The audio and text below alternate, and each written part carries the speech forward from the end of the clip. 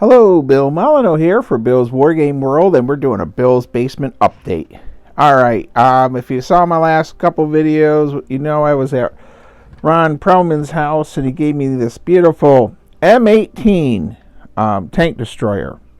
One of the many viewers, and I'm proud to say I have, a few viewers, sent me in the information that this is not the 36, but the M-18. And I'm sure Jack Brendel from Arizona, who has an actual license to drive tanks, will also chime in on that. So, Ron told me that this did not have a machine gun, so he gave me a machine gun. And here's our 50 caliber, it looks like, and it has the yoke for it and everything. So we have to put this thing in this, get this mounted. Alright, what else are we going to do? Well, I talked about my neighbor and Mr. Dave, who passed away, but we're staying perky and positive. We added swivel guns to Fort William Henry, by the way, and they are unmanned swivel guns. But they are out there. There's one right there. I got one at both gates. So, let's glue this in. Get this tank up and running. And then I'll pause the camera and figure out how to put it in. We'll get this in. I think we're going to paint some silver on some figures and get them ready to be sealed, so we can start using all these wonderful figures I got from the yard sale this summer. Alright, let's pause our camera here and come back to the machine gun installation. Okay, everyone, welcome back.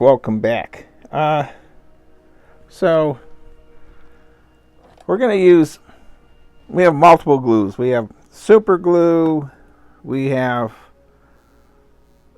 E6000, which I've talked about several times for plastic, and really that's what I'm going to use here on this. So let's see what we can do. We'll get our E6000 up and running, and so we're gonna put this yoke. I looked around. I also looked up on the internet. There's but I'm putting this right there. There we go. So our 50 caliber will be sitting like that. But I think that's just about how I want it. And it'll look like my commander is operating the 50 caliber when I'm all done. So, I can't say how happy I am to get the, by the way, the Panzer III. Boy, a lot of people sent in notes to me. Thank you for everything. They said this is North Africa 42-43 and can't be used in 1940. But I'm going to glue the railing back on it, a few other odds and ends it needs. And I'm still just, it's early war to me. So, it may end up in France 1940, and some of you can really yell at me like Martin Knight from England and a lot of others. But I only have, I think, one other early war German piece of armor. So we got that done. So let's hit the trees. We're going to do those trees. And yes, this is a Bill Basement I've had several people say they enjoy the Bill Basement ramblings. So that's what this is. So let's get the trees out. And we're going to talk a little bit about wargaming at Historicon. All right, well, we have Historicon coming up in July. And a lot of great games will be played. A lot of great game masters. And Jim Purdy, I think I pronounced his name right, he did the Great Cartoon game last year. And he is doing Pickett's Charge, which I'm going to help. And that should be fantastic. Now, if you're wondering what I'm doing, I'm using the heavy poker chips. These have a metal, they're metal inside with clay wrapped around them. They're $10 for 100 roughly. And yes, they're more expensive than the regular plastic poker chips. However, once these are flocked and the trees are on them, these give a really good amount of support, and they won't fall over. Much more so than the cheap poker chips. And yes, you're paying a little bit more, but this weight really makes a big difference. Now, I think I have enough laid out. So many people said don't do anything with the trees, don't paint them. And other people said paint them, paint the trunks again like you did the last batch. For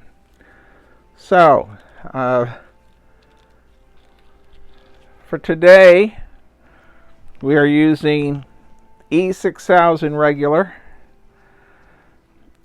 And all I'm going to do is, for today's trees,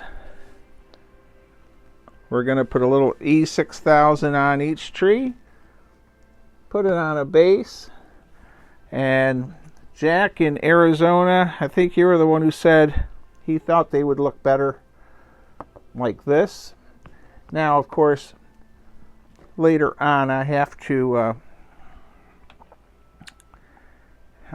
work on the leaves and spread them out, of course. So it looks like 3 per piece of cardboard. And I think what's going to happen with this batch of trees is they'll go to Virginia. I'm also thinking I'm going to take, I don't know, my wife saw Fort William Henry. She swears our basement's not big enough. And she thinks I should put it in the boathouse in tubs. And when I want to use it, I can set it up. But I'm really worried a hurricane will come and take it away. So I'm on the fence on that. So the Historicon, what are you running? Leave a comment. And we have a lot of viewers from other countries, so they're often asking about our conventions compared to theirs. And Historicon, I think, is pretty much the largest east coast of any coast of America for the largest amount of historical gaming. Not fantasy and others, but just for pure historical. So as I keep placing these trees down, I think it's I could also dry brush these trunks with a gray, and that would, and of course I could also dip them in a black or a gray wash. Sometimes things don't have to be perfect to have a good time. I do like 54s, and I made the big jump back to 54s. And being at Ron's house this weekend, if you didn't watch any of the Ron videos, he's like a legend in wargaming. So very, very cool. Him and Walt Leach are both legends. Of course, everyone knows Walt, king of wargaming, at the Chuckleheads. Now, I'm hoping that the next several weekends I will be at the Virginia home. My wife hasn't been feeling the best, so I've been going down up until this last weekend without her, and I've been getting things situated, eave troughs and things ready and cleaned, and but she hasn't been able to zip down only a couple times since we bought it now, or actually I think once. So we're going to hope that she's going to start feeling a little bit better and be able to go down this weekend and the next couple. So, and I appreciate it when people do say nice, kind thoughts and prayers, and those of you that don't believe in the great creator or the spirits or whatever higher entity there may be in our heavens. Best wishes also is just in kind healing works great too. Well, we have trees. I'm going to move the camera angle up, I think, to get you to... Now I got to flock the bases. And what I think, I'm going to wait for all of you to comment. Hit the trunks with black wash, take all the leaves off, spray paint them, spray paint these trunks, leave them the way they are, or life is darn short, especially since I'm not even worry about it, because there are times I'm wondering if I spend too much time working on things and not playing. How about you? What's your ratio for working on a project and playing? So we're going to put the trees away, and we're going to start hitting the figures with the silver that I need to touch up. I'm going to pause the camera here, everyone. Okay, everyone, welcome back. So we got to make some repairs, some cleaning, some fixing. I got stuff all over the place. So, Historicon, that's what we've been talking about. But, one thing I've got to say about Historicon and all conventions in general is the cost. I don't know about you, but to go to a convention for, you want to go 4 days and you want to stay on site, let's say, you have, you're talking close to $600-700 on a hotel room. Hopefully you can split that with another wargamer or something. But, and then you have your food and your money to buy your wargaming stuff, because you didn't go there just to wargame, you're going to the dealer hall. So these figures just need some touching up. So as you see, and I have, by the way, new glasses, because I was at the eye doctor and they are not working as good as they should.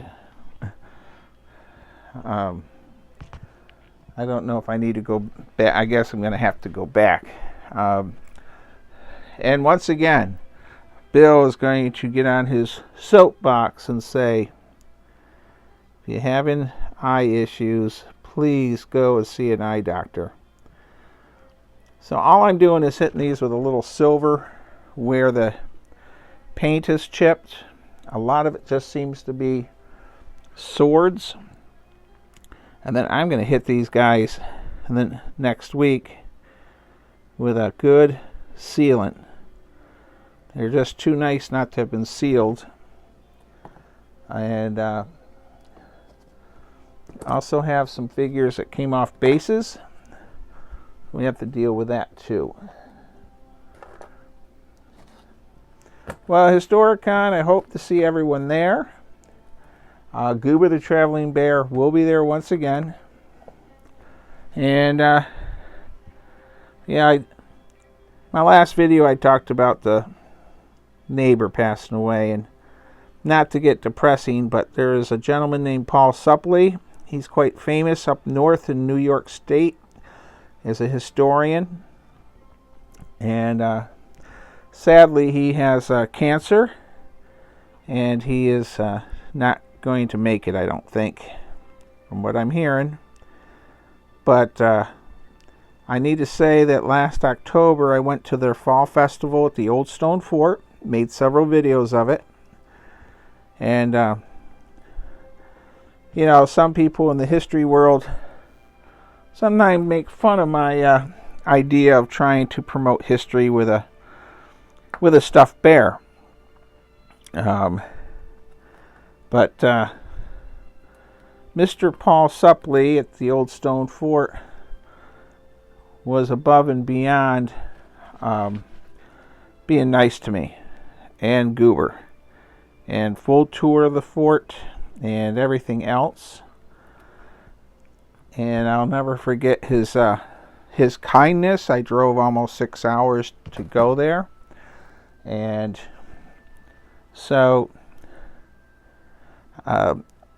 you never know when your time is up, but I'll always remember Mr. Paul and the Old Stone Fort.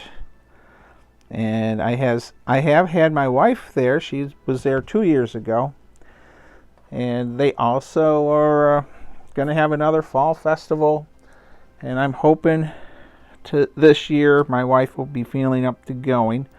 Of course, this year she was not able to travel. So now, well, we'll move on from Historicon, and you know, it's an interesting thing on wargaming on the different scales. And Ron was talking about 54s, and you know, we talked about, you know, people are wargaming a lot in the 6mm scale anymore, which gets almost down to you know, board game scale.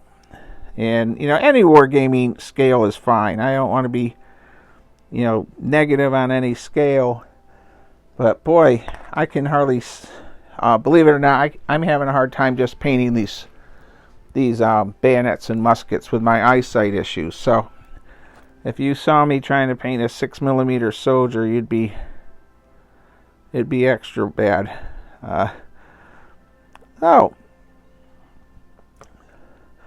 Now my board game line, I really appreciate if any of you watch this video and say, boy, you know what, I'm going to buy a couple of Bill's board games.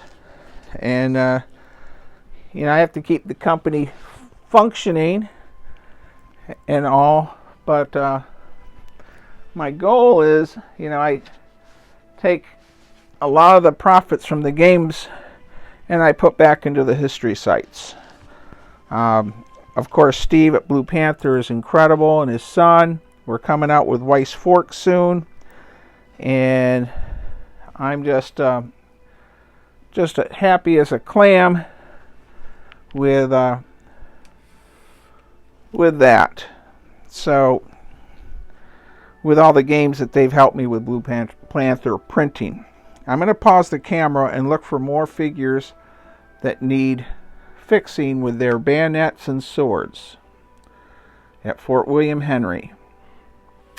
My plan is to have these all swords and whatever odds and ends done, and I'm going to prepare them for spray painting. I'm going to pause the camera here. Okay, everyone. You know, I'll be honest, I don't know if I'll have 50 views or 200, but whatever it is, it is. So we're going to move on from Historicon, and hope to see you there, to I'm painting all these swords on these. I don't know why, but the silver on these figures seems to have chipped off more than anything else on these figures. So it's really a shame. I think I'm going to put a really now some of you are going to cringe. Are you ready to cringe when I say this? I'm going to put a really heavy coating of polyurethane on these buggers. Now I'm trying to paint this silver, and it's literally pulling the other silver off. So, but these figures were painted very, very nicely by Mike Priest's brother, I believe it is, who painted them, and he did a great job. Just wish he had hit them with some spray paint or painted it on. I do both. With these, I think I'm going to be doing the spray paint world, and what I might do is the Native Americans, they have a lot of issues that need to be fixed, but no big deal. So I think I have everything set up for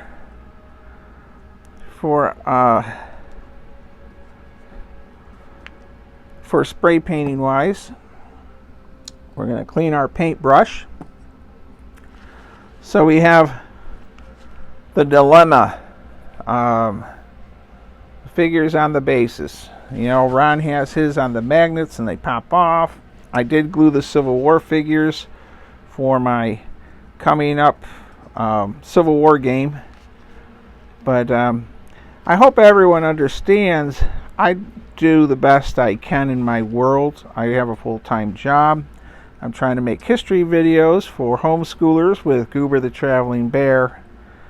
And I have a wife that has some rather interesting health issues. One of the reasons I'm in the basement a lot making these videos is she sometimes needs to rest upstairs and not to be disturbed. So by being down here working on all these doodads, it keeps the dogs from barking. So my next project is I'm going to get all these out on boards to be spray painted. I'm going to check the weather forecast. It may still be too cold in Maryland to spray paint yet this week. Friday night, as of right now, we're going to try to go to Virginia. So you may see a history video or two over the weekend. And you need to leave a comment. Do we make the trees that are way off in the camera angle? Do we leave them green, dry brush them gray or brown, pull the leaves off and spray paint them?